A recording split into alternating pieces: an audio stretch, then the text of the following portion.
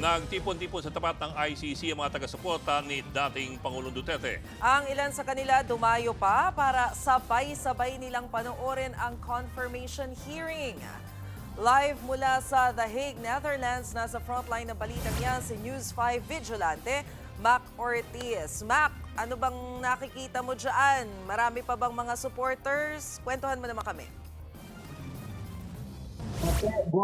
Actually, kakapasok ko din sa AC6, nag-charge ako ng battery para makapag-live report. Bago tayo umalis dun sa labas, ang sabi ng at ang mga nagsusuporta kay former President PRRD, after daw ng confirmation ng hearing ngayon, ay pupunta sila doon sa tinaguriang Duterte Street, kung saan doon ulit sila magtipon-tipon kasi marami pa daw na mga taga-suporta na pupunta ron. May mga nakausap din tayo ng mga Duterte supporters, ilan sa kanila kinakabahan sa posibleng maging desisyon ng ICC. Ang ilan naman ay hindi natuwa kasi tinatawag silang mga clones. Sa ginawang statement ni Attorney Joel Butuyan ng Legal Counsel ng representative ng biktima ng war on drugs. Pakinggan natin ang kanilang mga pahayag.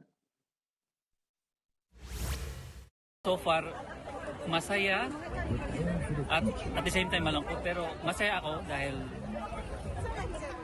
they will know, mapapatuyan na yun nila na si President natin, former President Duterte is his involvement sa mga pinagbabato sa kanya is part of his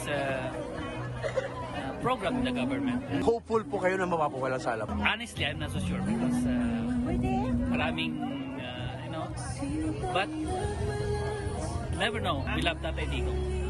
We love his legacy. Hindi kami gago, hindi kami sunod-sunod lang na walang prinsipyo. So, and they called us clones. Gumagawa daw si President Duterte ng mga clones. I don't want the terms used there. You're positive na mapapawalang sala po si tatay? I have a motto in life. Hope for the best, expect for the worst.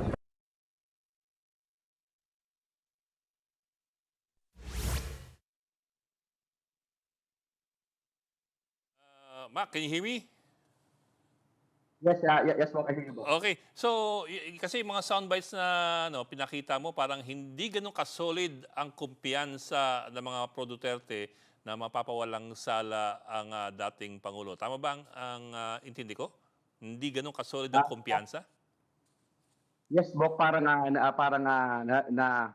kinakabahan po sila. Yun na po yung mga soundbite na nung nagtanong-tanong tayo dun sa mga supporters ni former president.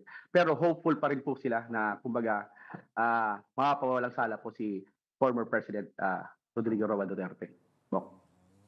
Pero, Mac, medyo mahaba-haba pa yung aantabayanan natin hanggang February 27 pa. Ano daw ba yung naikwento sa'yo nung mga nandyan na supporters ni FPRRD? Ano ba yung plano nila? Dire-diretso ba to hanggang matapos yung confirmation of hearings, yung kanilang activities? Tama ka dyan, Mase. Sabi nila hanggat may hearing, nandito sila para sumuporta, tuloy-tuloy pa rin. At may mga inaasahan pa sila ng mga darating na ibang mga supporter galing sa ibang part ng Europe.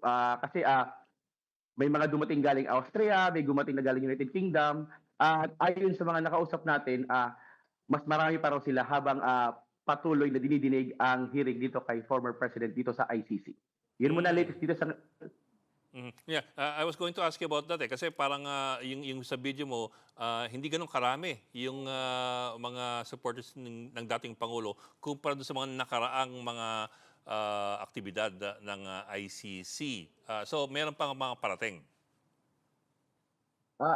Kanina, Bok, almost siguro sa estimate ko, siguro 100 to 150 persons yung nandun sa area or dun sa vicinity ng ICC steps. Pero meron ding ibang mga kababayan natin na suporta ni former president na nandun na nag-aabang sa Duterte Street doon sa detention ng ating dating Pangulo. Okay, maraming salamat. News 5 Vigilante, Mac Ortiz. Mga kapatid, Ed Lingaw po, maging maalam at may pakialam sa mga napapanahong balita sa ating bansa. Para sa mas malilimang pagtalakay at paghimay sa mga issue at headlines, mag-follow at mag-subscribe sa social media pages ng News 5.